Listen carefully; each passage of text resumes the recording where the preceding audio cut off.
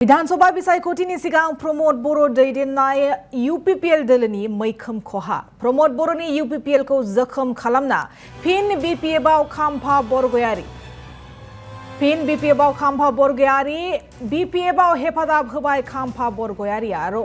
रबिबाराव प्रमोद बर' दैदेननाय UPPL निफ्राय बिबान नागारदोंमोन खाम्फा बरगयारिया UPPL नि गायसंगिरि गाहाय नेहाथारि मावथि ब्रह्म हाज'वारिया हाग्रामा महिलारिजों आखाय हमफैबाय प्रमोद बर'नि बारग' OSD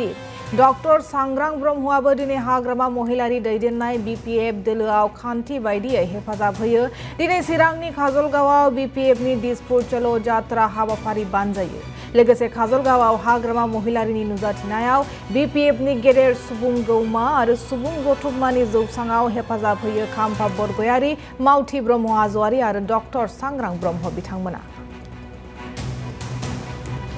फिन BPFआव खाम्फा बरगयारि BPFआव हेफाजाब होबाय खाम्फा बरगयारिया रबिबार खालि UPPLआव दोलो नागारदोंमोन खाम्फाया UPPL नि गायसंगिरि लेङाइ आफादगिरि मावथि ब्रह्म हाज'वारियाबो हाग्रामाजों आखाय हमफैबाय डॉक्टर सांग्रां ब्रह्मआबो BPFआव हेफाजाब होबाय आरो काजलगावआव BPF नि दिसपुर चलो जात्रा हाबाफारियाव बाहागो लायो हाग्रामानि नुजाथिनायाव BPF नि गेदेर सुबुं गौमा आरो सुबुं जथुम्मानि जौसाङाव हेफाजाब होयो खाम्फा बरगयारि मावथि ब्रह्म हाज'वारि आरो डॉक्टर सांग्रां ब्रह्म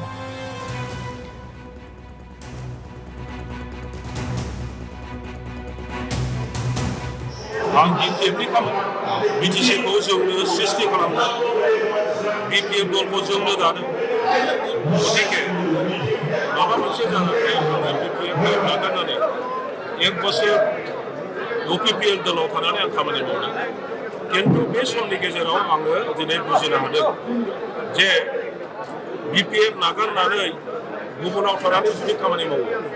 अब्ला BTC सृष्टि खालामनायनि उद्देश्यनिफ्राय गोजानाव थानाय जायो BTC सृष्टि खालामनायनि उद्देश्यआ मा ओनसोलाव शान्ति प्रतिष्ठा खालामनाय बे बड'लेण्डआव रायजो जानाय प्रत्येक जाथि गस्थिखौ बयखौबो ज' खालामनाय आरो ओनसोलाव जौगानाय खामानि मावनाय शिक्षानि बिथिङाव जौगानाय रांखान्थिनि बिथिङाव जौगानाय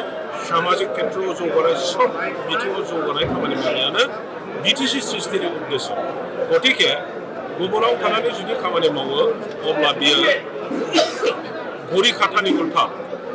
थाबायनाय जागोन ओंखायनो आङो BPF दलावनो फैनानै खामानि मावफिननो दिनै थाग UPPL नि दैदेनगिरि प्रमोद बर'आ 9 बोसोर बर' जाथिनि थाखाय आन्दलन खालामनानै फैनाय सासे व्यक्ति बेनाव गियान दङ बेनाव बुद्धि दङ बेनाव धैर्य दङ आरो बेनि थाखायनो बिथाङा 5 बोसोर BTC सरकारबो सालायनानै सालायखांबाय गतिके UPPL दोलोखौ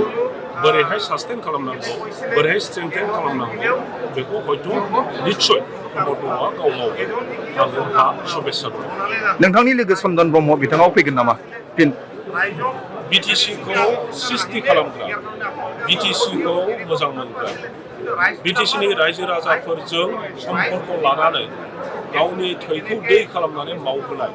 साफ्रोमबो व्यक्तिया बयबो ज' जागोन बेयो समनि खोथा आरो BPFआवनो थानानै बयबो खामानि